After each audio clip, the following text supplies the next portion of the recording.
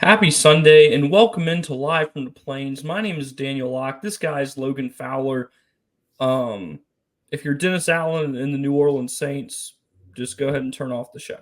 I don't want y'all here right now. Logan, Rough how day, are you doing? rough day for the Saints, huh? Bad. That might be one of the worst Saints games I've had to endure in quite some time. Yeah, a loss to the Carolina Panthers. That's not very good, Daniel. No, sir. Not very good. Well, how are you doing today? I'm doing pretty good. Doing pretty good. Chilling out, taking it easy today. Getting ready for another week of covering Auburn sports. Oh yeah, and it's a busy one, or not really, but very exciting stuff going on Wednesday. I'm sure we'll talk about that a little bit towards the end here. But to get this out of the way, Auburn is now 3-6. It has to win out to go to a bowl game, and that would it has to win out to go to a bowl game, and that would include going to Bryant Denny Stadium and beating the Alabama Crimson Tide. Yeah, rough loss for Auburn again yesterday. First time that Vanderbilt has ever came into Jordan-Hare Stadium and beat Auburn on their home turf. So it's just I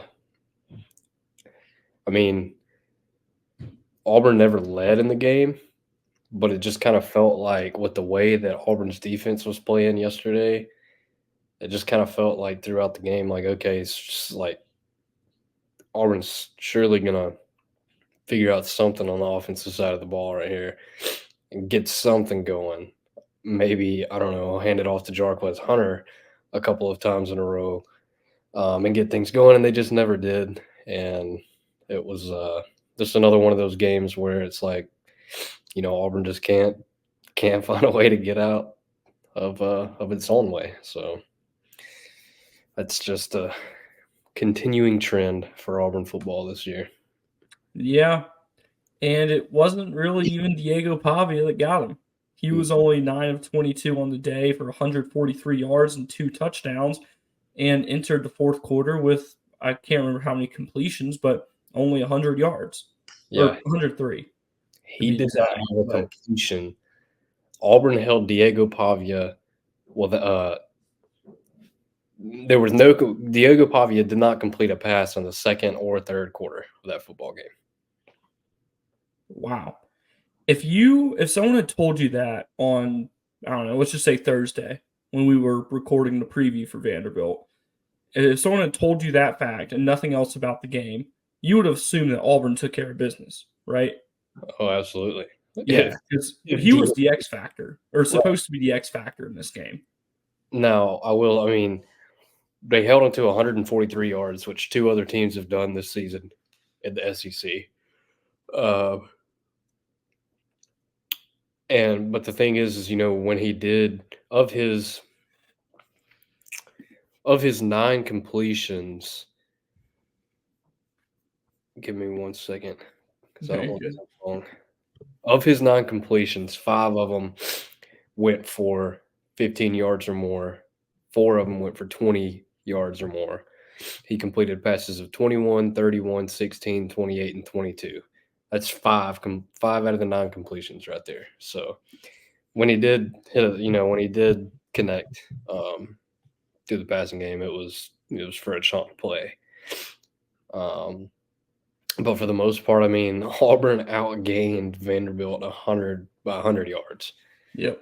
I mean, if I think Rivaldo Fairweather said it. I mean, it's not breaking news. It's no hot take, but I mean, when you look at the stats, I've said it on this show before. When you look at the stats, I mean, there is absolutely no reason for Auburn to have lost that football game, Mm-mm. and I've never really seen anything like it, man. I just it's mind boggling how they continue to still lose these games. Um, I think the two biggest things, other than or the two biggest things you look at if you're Auburn, you're probably thinking, okay, well, that's why we lost the game, and that's third down offense was horrific. And then Jarquez Hunter had 2 carries in the second half, both coming in the third quarter with 12 and 11 minutes left on the clock. Why? What? Like what? That doesn't make any sense.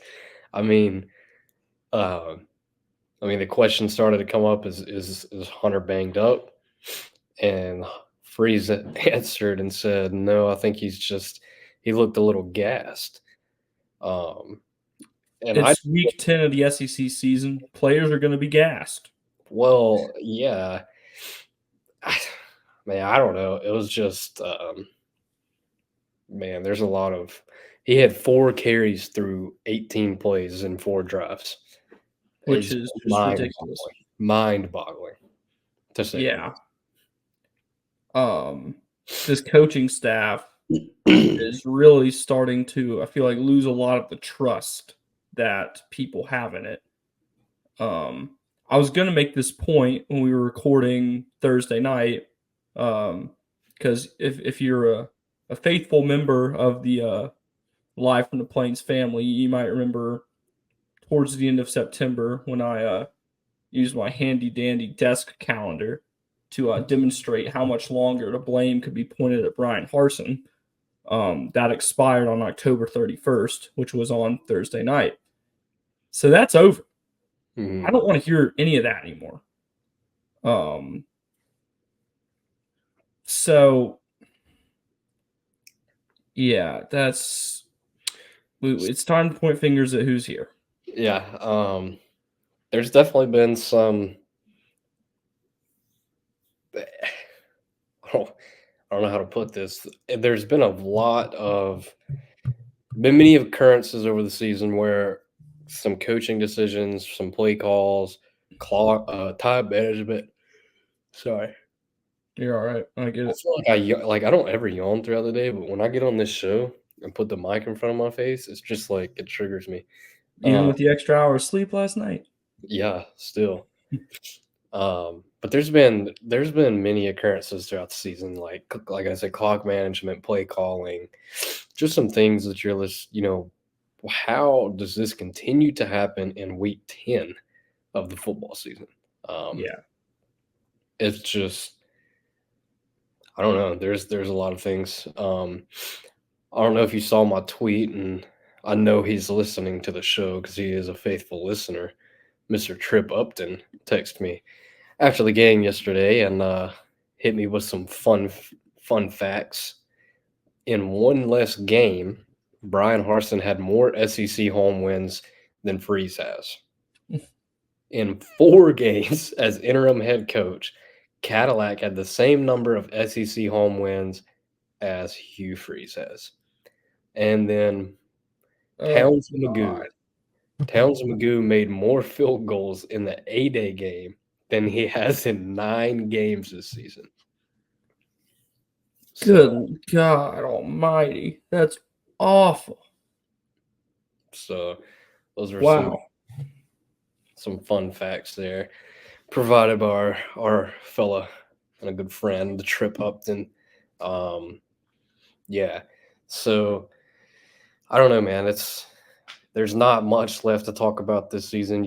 Like you said, you've got 3 more games and you've got to win out to um, keep your hopes at a bowl appearance alive, and I just don't see that happening. And we continue to say that, but also this just came into my head yesterday. I saw somebody put out on Twitter throughout the game.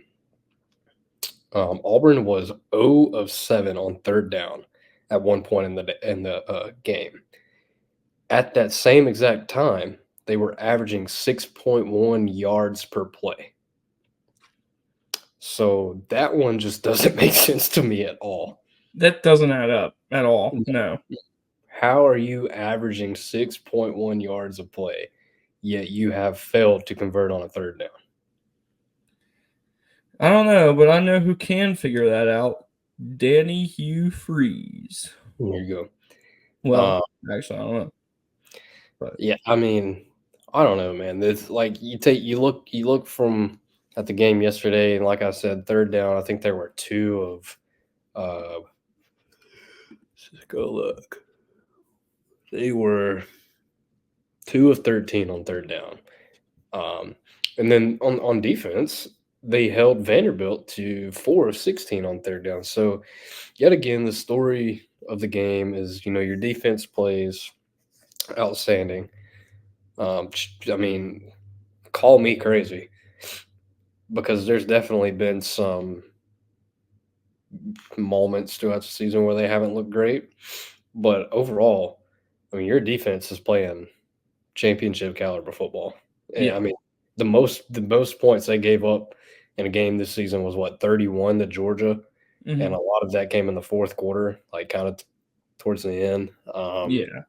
And when I was doing my writing yesterday after the game, I was doing some, or I guess not. I wouldn't call this research because it's not like it's you have to dig too far. But Vanderbilt, I think, averages 30 or 31 points per game, and Auburn held them to 17. And they averaged somewhere around 350 yards of total offense a game. I think. Don't quote me on that. Um, and Auburn held it to like 270, I think, something Yeah, like that. of total offense, Less, like 250 maybe, total offense, they had 227 yards. 227, right? Yeah. And it normally Vanderbilt normally averages well over 300. Hmm. So just it's really you got to feel for this defense. Um, if Auburn was any sort of consistent on the offensive side of the ball, or had a little bit better of a quarterback. I really don't want to keep kicking people while they're down, but at the end of the day, I feel like that's kind of what our job is. Yeah. Um, Out of context, that sounds horrible, but yeah, whatever. We're not the ones who are 3-6. So, um, yeah, but I don't think that this team's that far off from being 6-1. Mm-mm. Or no, that doesn't add up. They played not 8-1. I think that could very well be on the table. It could be, and I mean, like when you look at the games that they've lost, it very well could slash should be. Um,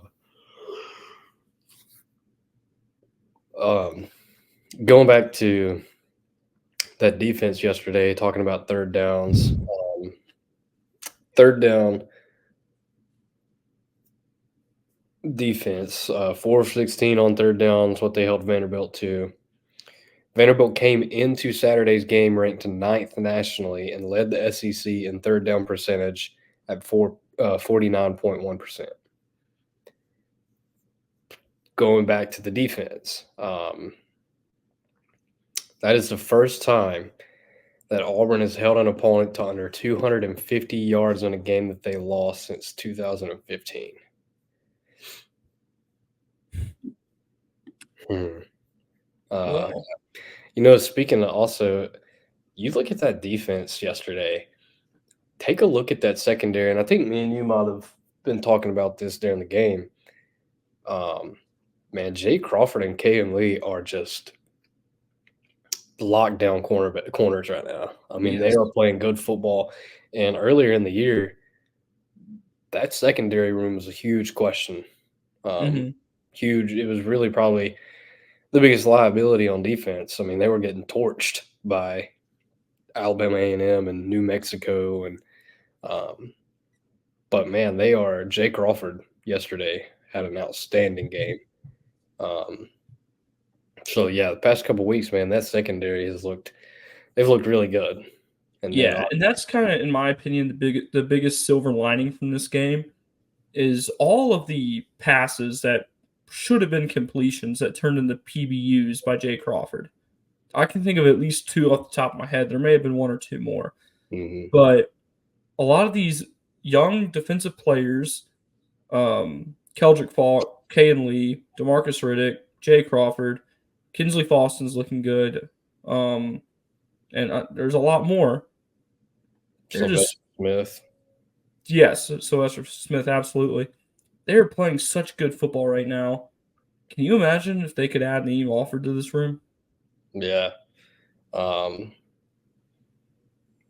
Couple of guys there. They're still going after Naheem being one of them.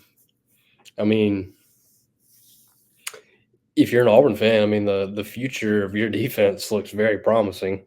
I mean, Keldrick Faulk's only a sophomore. You have to think that he's probably only got one more year though. I would be if he is still on Auburn's defense in 2026. I'll be pretty surprised. Right. I mean, but his little brother is in the upcoming. Hey, did you see that? Yeah, I've been noticing that. Um, Does it work for me? Oh, that's hey. funny. His little I guess brother. you're the defense and I'm the offense here today. That's anyway, Caleb Falk coming in the 25 class. You look at the Marcus Riddick making plays yesterday. I mean, all over the field past couple weeks. Jay Crawford, Caleb Harris. I mean, they've got guys on that defense just making plays. Yeah. So the future on that side of the ball looks very promising. But I feel like it's been this way for as long as I can really remember, man. When Auburn's defense plays lights out, just week in and week out, and the offense just can't seem to figure out a way to win them a football game. You got to go back to, you go back to 2019, 2018. That 2019 team, man, that defense was really good. They went in there and held Joe Burrow in check. Went to Gainesville and what was Kyle Trask? Yeah. Held him in check. I mean, that defense was really solid and just couldn't get plays from their offense when they needed them. I think they had like a 9-3 record that year, but that's it's obviously not going to happen this year. It's just, I don't know, it's the same thing all the time, every year. Got to figure out how to score some points. Yeah, and kind of, I think 18 minutes dedicated to that game's plenty of time. For the last little bit here, sorry everyone, I'm in a little bit of a time crunch. Got church at 5:30. I didn't even tell Logan that before we started recording, but yeah, it's all right. Everything works out okay. For the last little bit here, let's just kind of talk about what this means for Auburn's season now. Like I said at the top of the show, bowl eligibility. I think I said on Thursday that if they could win this game, I thought that they had about a 30% chance. But this is me personally, no, expert analytics. That's just kind of numbers I put out in my brain. That's just kind of the chance I put on it if they won. And with them losing, I said that number was going to drop to about 10, which might even still be a lot higher than a lot of people's estimate. But I think Auburn still beats ULM, maybe, probably. I will 2 weeks from now. I'll be picking Auburn for that game. I guess close to a week and a half. But anyway, so I think Auburn wins that game. That's 4-6.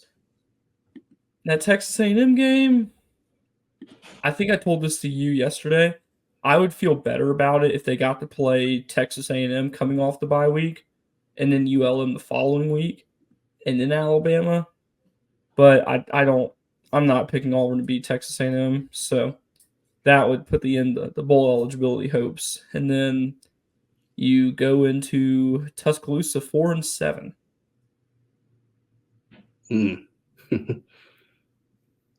Yeah. I don't know, man. I don't really have anything else to add. I mean, I agree with you. I just don't think that there's a single chance that Auburn is playing a bowl game here. Yeah. In 4 weeks, 5 weeks, whenever that is. So I don't think so either. Yeah.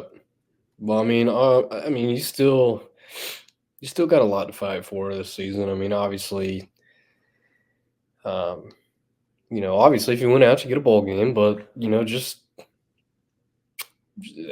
want to finish if you're Hugh Freeze and the staff, you want to finish this season off as strong as possible. You Yeah, don't want to keep that recruiting class together, obviously. Um, I mean, you want some sort of momentum that you can ride into 2025. sure. So there's still something to fight for, and I wouldn't imagine they're going to give up too easy. So we'll see. We will see. On the other side of things, we've been blessed by Auburn basketball. Yes. Let's talk about Friday night. Let's do that. This team, man, 102 points hung on a D1 opponent, particularly a fairly or a pretty solid mid-major program. Like that's a program with a Final Four banner that's 2 years. only 2 years old. Yeah. Granted, this is I think an all new coaching staff, and I don't think they returned a single starter from a year ago. I could be wrong on that. Once again, don't quote me on that. This is just stuff I hear through the grapevine. Sometimes I fact check it, like when I'm writing. Others I don't, like when we're here. Logan's the fact checker here. I just speak. We believe in transparency. There it is. I can't. I don't know the answer to that one actually. I don't either. But anyway, not the team it was a year ago. Definitely not the team it was 2 years ago. But still, 102 points. Like that's a lot. These freshmen, man. Right. So when you say that they're not the team from a year ago, do you mean that in a good way or a bad way? FAU or Auburn? Okay, you're talking about FAU. Yes. Okay, Yes. okay, That okay. was about FAU. So yeah, I was going to say this is not the team from a year ago, in my opinion, with Auburn, I and don't in think so either. a good way. Um, this Auburn team, and just like most of Bruce Pearl's teams have been here at Auburn, um, deep. I mean, Yep. this team is deep, Yeah. and there's not any drop off from the starting five to the bench. I mean, Mhm. they Bruce Pearl, man, 3 minutes into the game started rotating people in and out. I Yeah. mean, Tahad Pettiford comes in and runs the point. Denver Jones comes back in and runs the point. Tahad Pettiford goes at the two. I mean, you've got Miles Kelly at the three. He bumps back to the two. Chad goes at the three. I mean, it's just so many different rotations and combinations going on the floor. Started off with Broom and Cardwell on the floor at the same time. I mean, there's a lot. He's got so many guys, and it was fun to watch. I think let me put this in my little takeaway story. They talk about Auburn's bench is deep. Their bench accounted for 53 of the 102 points Yeah. in Friday night's win, and then Auburn saw 9 players get on the floor within the first 4.5 minutes of play, and then 10 in 6 minutes. Yeah. And then comparatively, Florida Atlantic only played 8 players. One of those players only got 9 minutes compared to 20 plus from the rest. So, Yeah. I mean, this is a deep team. And then, like you say again, the freshmen, Ja'Kai Howard and Tahad Pettiford, man, they made their case for why they're so highly thought of on Friday night. Ja'Kai Howard, and I mean, if you keep up with Auburn basketball, you know this, but the kid can absolutely fly. Um, Yeah. both of them looked pretty good shooting the ball from deep. Um, I love watching Tahad Pettiford play basketball. He's an explosive athlete at about 6 foot. Guy can. I mean, I watched him throw down the absolute craziest dunk that I've seen with my own 2 eyes in warmups. Um, just like it was just a through the legs, but he looked so freaking smooth when he did it. Uh, Yeah. and he's just a freshman. Mhm. Super impressive. They both look good. Um, so I don't know. It's gonna be an exciting team to cover, an exciting team to watch, especially in Neville Arena when that place gets packed out. Yeah, it's gonna be great. Definitely looking forward to covering it this season. Um, and there will be a good bit of that starting soon. Logan and I will figure out how we're going to implement basketball coverage in over the next day or so, and we will probably kind of, I imagine. Once again, this is it's like you're sitting in on a live from the Plains staff meeting right now because these are not even things that Logan and I have discussed how we're gonna, kind of change our schedule blueprint with basketball. But soon, very soon, and we'll either talk about that on our social medias or talk about that on the next show. For now, I wish we had more time to talk about it, but unfortunately, I've got to get rolling here. So, Logan, why don't you tell everyone where they can love you, find you, and support everything you've got going on? Yes, sir.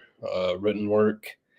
Go read it at 1819 News and with the Auburn Plainsman. And then you can give me a follow on X or Twitter at Logan F. Fowler. You can follow me on X or Twitter at Daniel J. Locke. Find my written report, Auburn Tigers on SI.com.